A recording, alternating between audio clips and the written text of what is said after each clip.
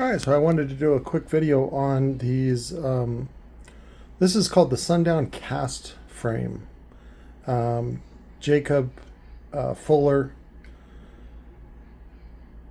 founder of Sundown, paid big money to tool these up. The tooling is it's for an injection machine, so it gets molten aluminum and then it injects it into a mold.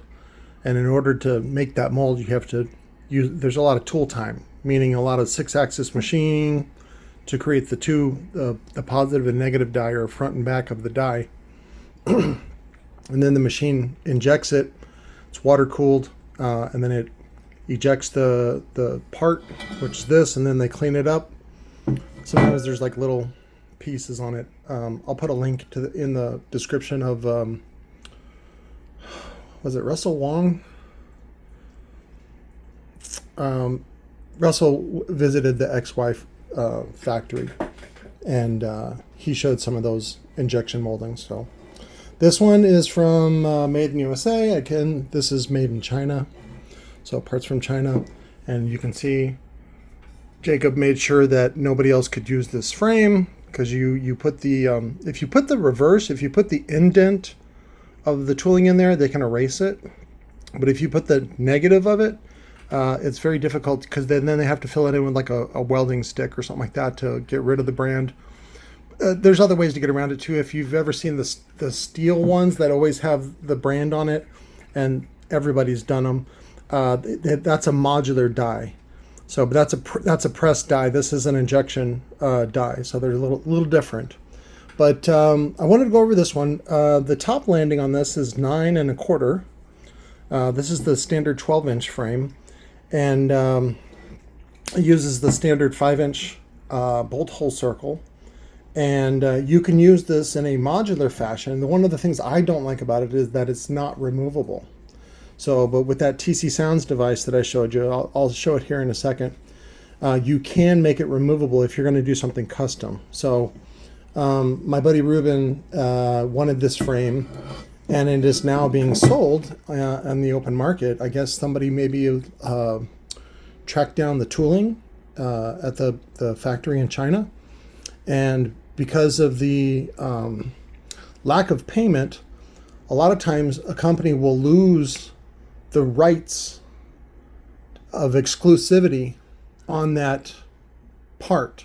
So the same thing happened with the TI frame when TCOZ filed for bankruptcy back in 2007.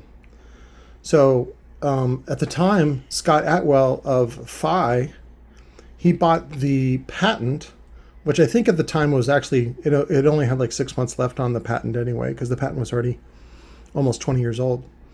Yeah. And for a minute there, when I was posting custom subs there on eBay, his little gopher guy named Marshall, which I think was affiliated with Ascendant Audio, would occasionally, you can't sell, he'd email me. He's like, you can't sell that frame. That's our frame. So the problem is what happens is, even if you own the patent, right? The patent only controls commerce. So if you're a private seller, it doesn't apply to you. So you can pretty much buy it and use it. There's lots of them available in the market. You don't really have to worry about anything. The only thing you have to worry about is, like, if you form an LLC or some other entity, corporate entity, and then you're like selling it, like selling it, then yeah, you might be in some violation of some IP. However, the tooling reverts back to the factory whenever a company defaults on their agreement. That's part of the agreement. And so what happened was, the factory that owned the tooling, I believe it was XY, which is the largest speaker parts manufacturer in the world, and TCOZ hosed them for what I heard was about $350,000, which is actually not a lot, but for the rest of us, that is a lot. So, but as you saw with the judgment with Jacob Fuller and Scotty Johnson, they got to pay $21 million in restitution. let alone, anything that they had, and all the assets, all the IP. A lot of that, usually if it's associated with the company, it goes into, what's it called? It's with a trustee. It goes into custody with the trustee. And sometimes they end up selling it, or, to help pay the bills during the bankruptcy and or settlement. So, but I'll show you here in a second. You can buy these frames. I think they're about $100 shipped, which I think is a little bit. I did have one guy years ago, some hillbilly, he bought like 2 of the whatever, some sort of gonzo or big ass motor woofer that I sold him, and it was, a 2-piece. He put it together, mounted it. He didn't put a support yoke underneath the heavy magnet, and he went off road, and he's like, "Hey, your cheap fucking woofer's broke. I've never had that happen with a Sundown." I was like, again, it's like, how do you argue with somebody that stupid? And it's like, again, it wasn't my frame. It was the TI frame. But I was like, go buy Sundown. Like, I do not want to deal with anybody that is that simplistic. So, so finally, though, this frame, it's a 6-spoke. It's very sturdy. You can buy a similar version, I think, through, well, maybe, I think Scar still owns their tooling. So they made a copy that was slightly different to avoid any IP, intellectual property, toe stepping. But of course, they made it just 10% different, just different enough so that Jakey Boy couldn't sue Scar. Because again, there was a rivalry there back when Scar got started. So, that's what actually propelled Scar into the marketplace, was the way that Jacob treated this guy. And so, finally the chickens have come home to roost with Jacob Fuller and his ways of doing business. Again, there's not a lot of rules for doing business. There's good policy, but there's not like a rule. So, but and Jacob got away with a lot of stuff for a very long time. So, let me show you this link, and then we'll get you out of here. Everyone, have a happy Friday. So the brand is AmpedUp Car Audio. There's the link if you want it. AmpedUp Car Audio, Sundown, Basket, Search, whatever. So, and they want $94 for it, probably plus shipping. And they call it a basket. I hate when people call it a basket. It's a frame. This is the official Sundown part. So does it have the tooling marks? I don't know. So anyways, usually when something like what Jacob did, Jacob and Scotty did, which was, not, I don't think, planned.